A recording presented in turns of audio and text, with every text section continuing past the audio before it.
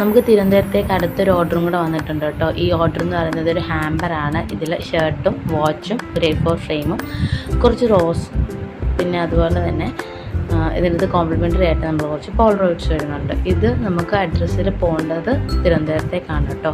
ഒരു മാസം കൊണ്ട് ഞാനും നീരജ എന്ന് പറഞ്ഞാണ് കേട്ടോ കസ്റ്റമറിൻ്റെ പേര്.